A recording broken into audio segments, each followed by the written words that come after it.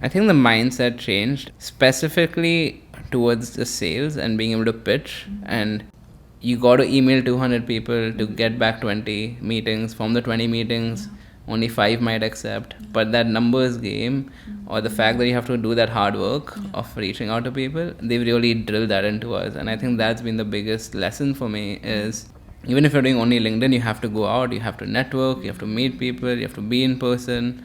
And before all that, really starting like understanding who your customer is. And the mathematical formula he said was that trust is equal to credibility plus reliability plus intimacy divided by self-interest.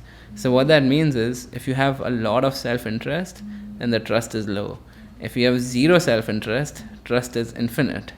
So it's really cool, right?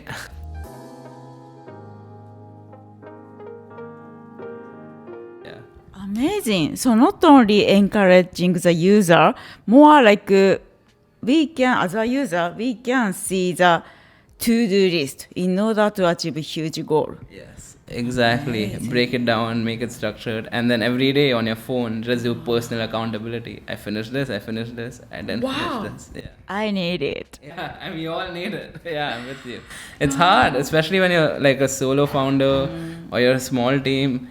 Who's going to keep you accountable, right? When you're in the accelerator, you have your investors every week, they do some kind of check-in. But once you're out of the accelerator, which is only like 8 weeks like us, who's going to like make sure that you're actually hitting your goals? And so that's where Agilow comes in. It makes sure you have accountability, it makes sure you have goals, it makes sure you're actually tracking.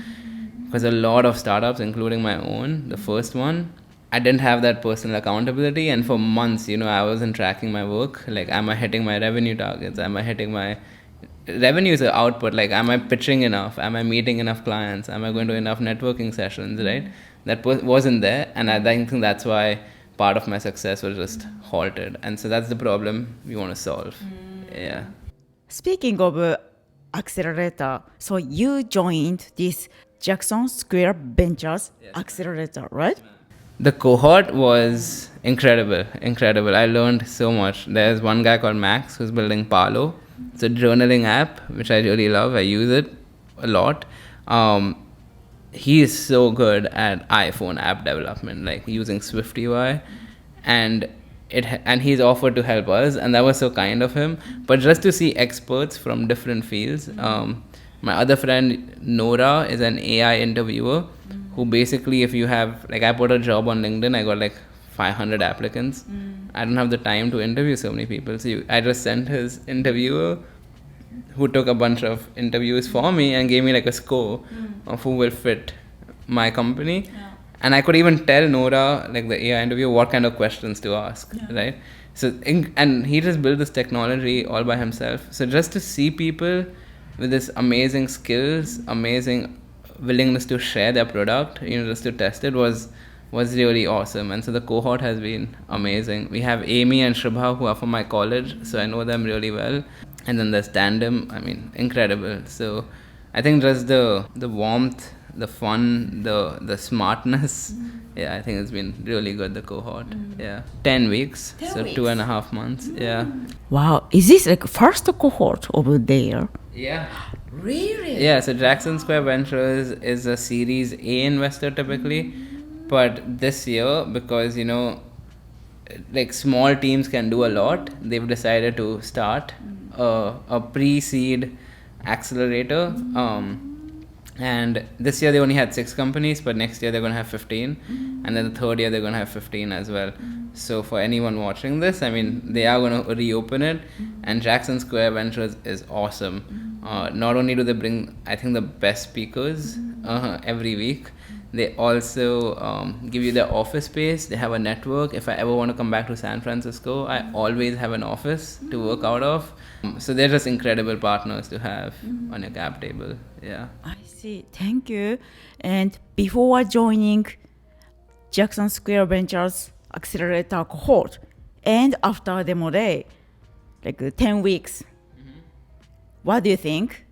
Did your mindset change as a founder? I think the mindset changed specifically towards the sales and being able to pitch and founder-led sales was a topic they heavily stressed. In fact, there's a community called Founder-Led Sales by Peter Kazanji, who's the author of the Founder-Led Sales book. So they taught us about really knowing who your customer is, what problem you're solving, and why does that problem exist for them, and then going out and pitching, right? I think that has been the biggest learning curve for me, is you got to email 200 people to get back 20 meetings. From the 20 meetings, only 5 might accept. But that numbers game, or the fact that you have to do that hard work of reaching out to people, they've really drilled that into us. And I think that's been the biggest lesson for me, is you can't just do like, even if you're doing only LinkedIn, you have to go out, you have to network, you have to meet people, you have to be in person. And before all that, really starting like understanding who your customer is. So yeah, I think in terms of learning sales, they've really helped me. Yeah. Thank you so much. This is good. So I also kind of just a solo founder who own media / marketing. So what do you think in your as a founder, like you founder yourself, you have to do sales activity, right? So, but you are engineer, coming from engineer, you could build. But okay, how many percentage are you spending sales activity? What do you think? 50 or 60 or 70?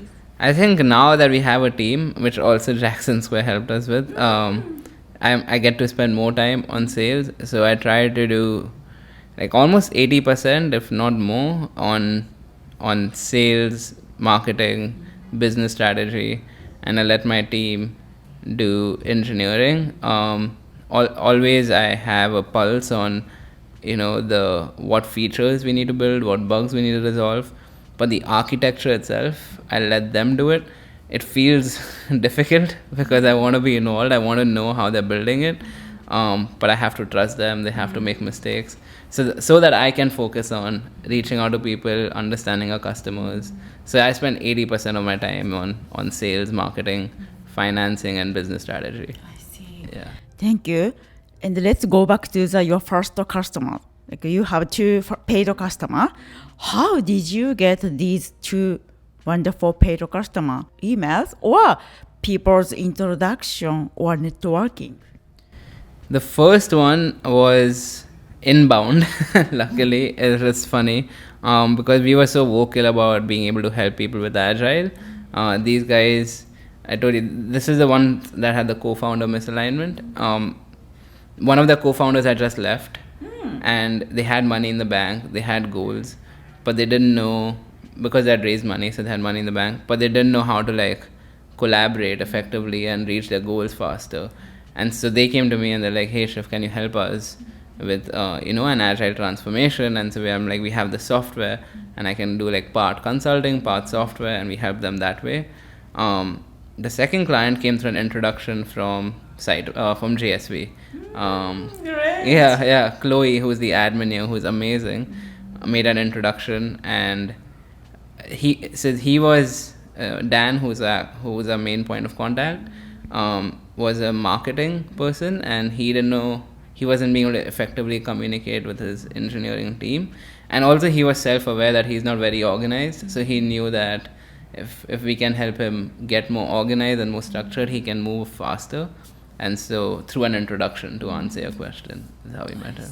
Yeah. Amazing. And then so you want to expand your paid customer, right? Yes. So what kind of sales activity are you doing? Yeah, so right now, like I said, we've integrated Trello as our main object, and soon we're going to do Notion and Linear, but we are outreaching to project managers who have used Trello a lot, who use Trello even today. So there are LinkedIn groups who use Trello. There are Reddit channels, about Trello. There are YouTube videos for Trello users. So we do a lot of outreach to them. Actually, a lot of early customers of Trello are from different continents. Some from India, some from Africa even. And they are agile coaches, project managers, scrum masters who are willing to give us feedback on our platform. And as right now, because we've moved completely from consulting to pure SaaS, right? We're super excited for that transition. And so it's product-led growth is how we're trying to go. If they like it, they tell their friends, they tell other agile coaches, and that's how we're doing outreach. We're just giving our platform to a lot of Trello super users and getting feedback and letting them spread the word for us. And in 1 week, we're going to have Linear and Notion, and then we'll give it to Notion users, which are everywhere, and then go for product-led growth. Yeah. I see, amazing. So, okay, so you define specific main user, main customer, the maybe product manager who use Trello. And then, okay, this is the first main target. Right. And then go to LinkedIn group of a product manager who use Trello. And also Reddit. Okay, so LinkedIn group, Reddit. How about YouTube? How about Facebook group?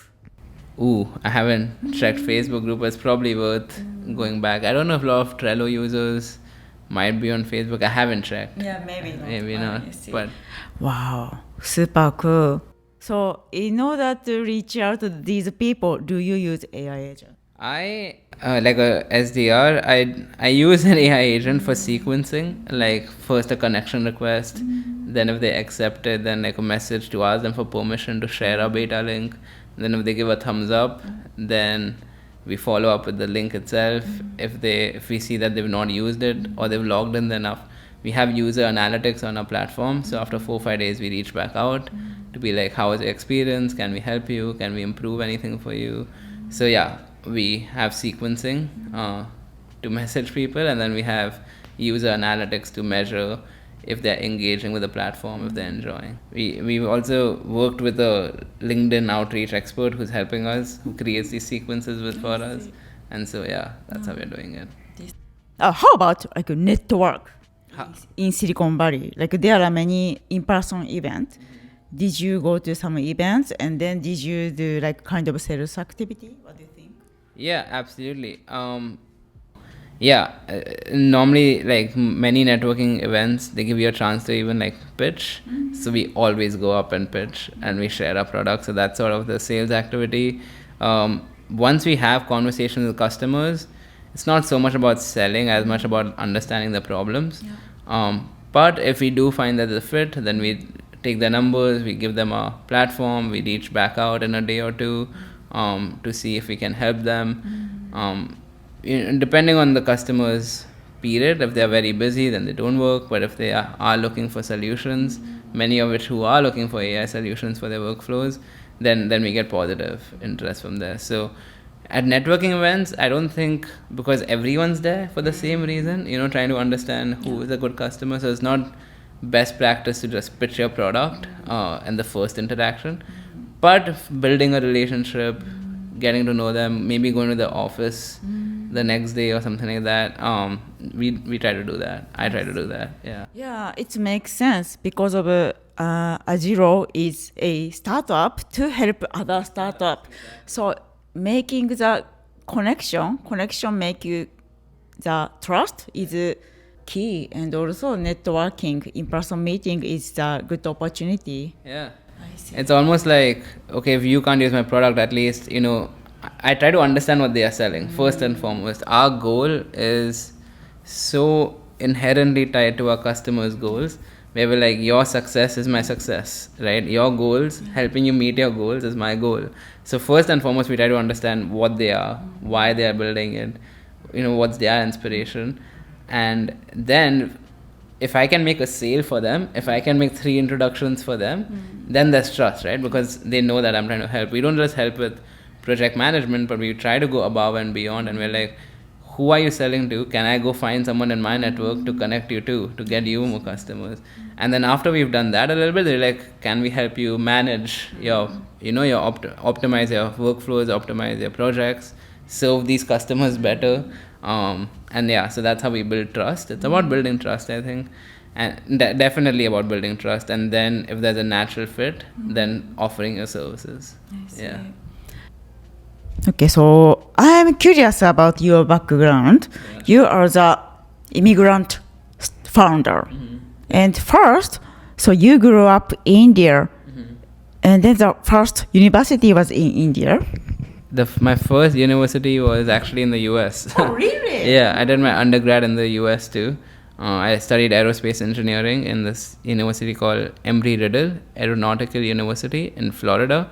It's an aviation school. It's one of the best in the country, in the world, I would say.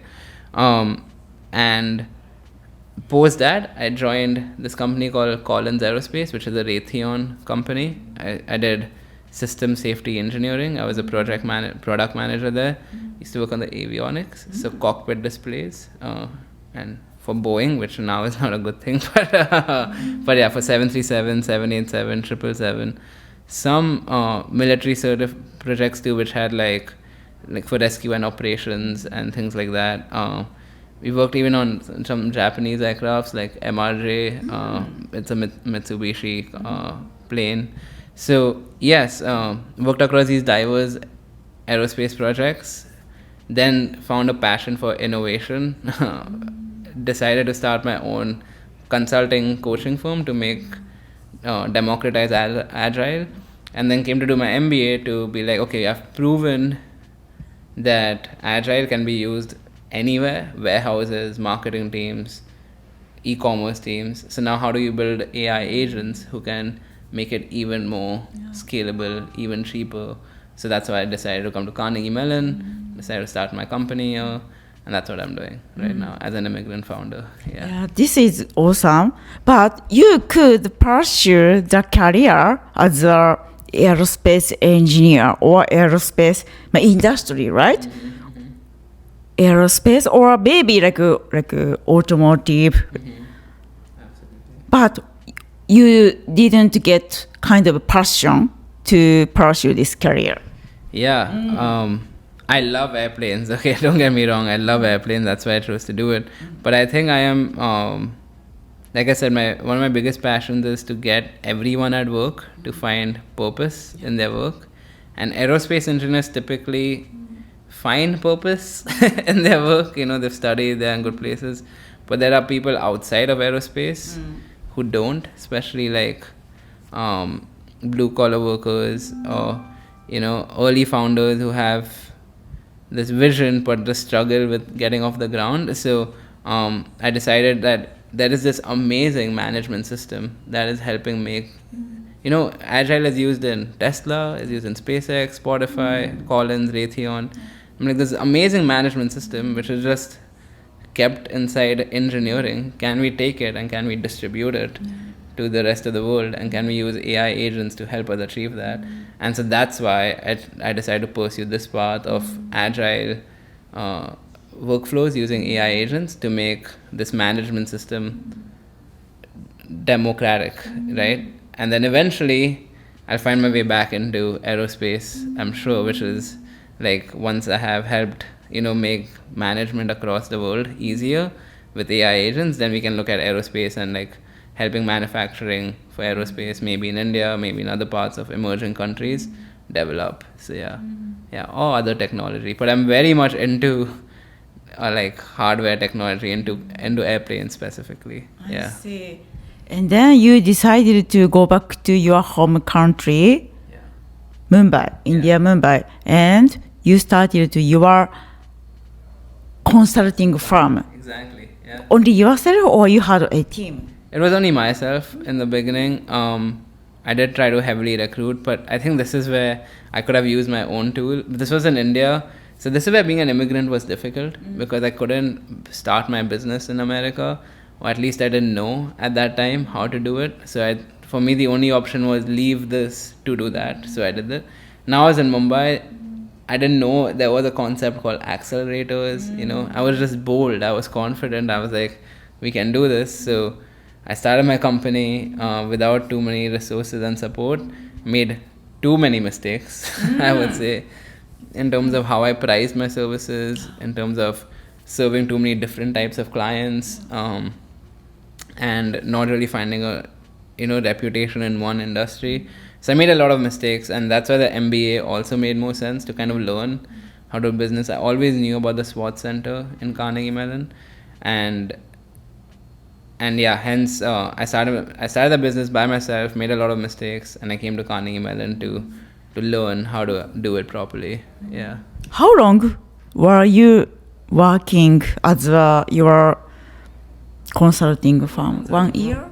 3 years. 3 years you 3 years I did, yeah. What's the key takeaway from these 3 years? I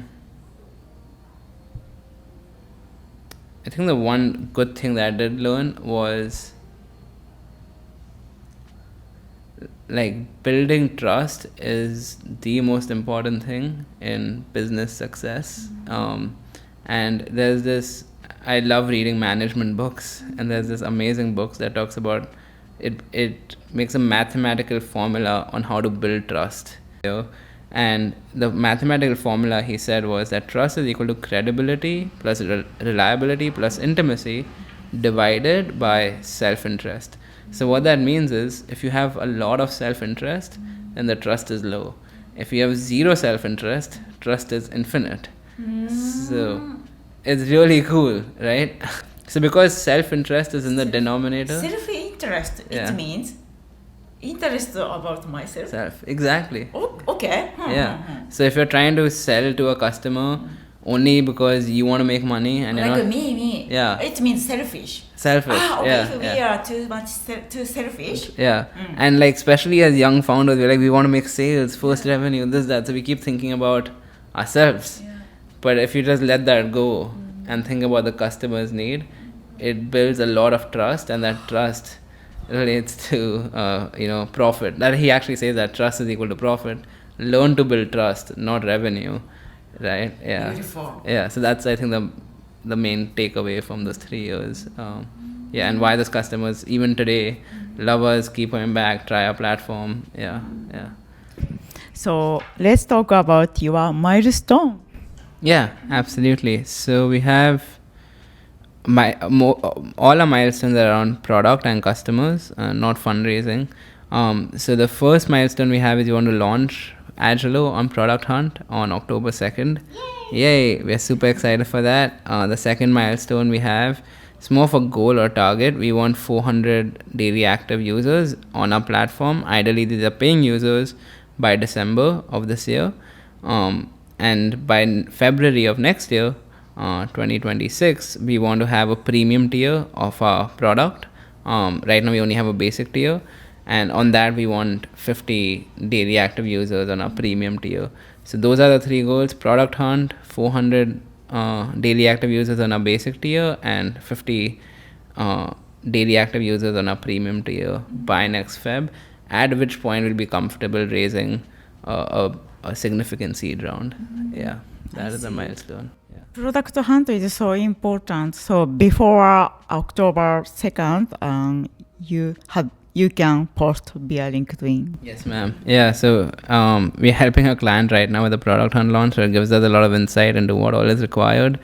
But yes, 2 to 3 weeks before, we'll start being very active on, the launch is coming up, what are the features we want to share, reaching out to people, make sure they know that we are reaching so they can upvote and all those things. Yeah, the exact specifics, like, do we want to be on page 1 of Product Hunt? Do we want to be Product 1 on Product Hunt day? We still have to learn and still figure out. But yes, we will have to be very active on LinkedIn before Product Hunt. Yeah. Definitely. Thank you so much. And lastly, so I want to do lightning questions. What is your fun fact? As a former agile coach, and now you are the CEO of Agilow. So what is your definition of work? Oh yeah, work should be like sport, according to me. Yeah, when like I love soccer, so when someone scores a goal, how they run towards the fans and they go like, there's and your teammates come and they jump on you. That should be like work. You should come in feeling like I'm just gonna have the best day of my life. And your teammates should be like patting you on the back, should be jumping on you, and yeah, that's the energy. Work should be sport. It should be competitive. It should be playful. Yeah. Thank you. And what is your superpower? Creating alignment, like it's a weird superpower to have, but like making sure that everyone on the team is on the same page. Because I'm a technical engineer, as well as a very good manager, I know how to communicate like difficult concepts in really easy terms, and that's how I can bring like a lot of people together. And also like I can read like emotions. I can see when someone is not concentrating or they're bored, and then I can make sure that I find them later and tell them that, hey, did you get it? So like just creating alignment in a team, I think is a superpower. Okay, thank you so much. Bye bye. The 3 key takeaways, part 2. 1. Accountability beyond accelerators. After accelerators, many founders lose the structured accountability they had during weekly check-in with mentors and investors. Shiv built Agilow to fill the gap by giving startups a system to set clear goals, break them down into daily tasks, and stay on track. Example, instead of drifting for months without clarity, founders can open Agilow every morning, tick off their tasks, and see measurable progress toward a big milestone like fundraising or product launch. 2. Founder-led sales in non-negotiable. Through Jackson Square Ventures Accelerator, Shiv learned that founders themselves must lead early sales. Reaching out to 200 plus people just to land a few customers. It's not glamorous, but it's the only way to build trust and understand customer pain deeply. Example, Shiv now spent 80% of his time on sales, marketing, and customer conversations, letting his team handle engineering. This shift helped Agilow land first 2 paying customers within just weeks of launch. 3. Trust beat self-interest every time. From his 3 years running a consulting firm in India, Shiv learned that the foundation of business is trust, not revenue. He cited the trusted advisors formula. So, the more credibility, reliability, and intimacy you have, and the less selfish you are, the higher the trust.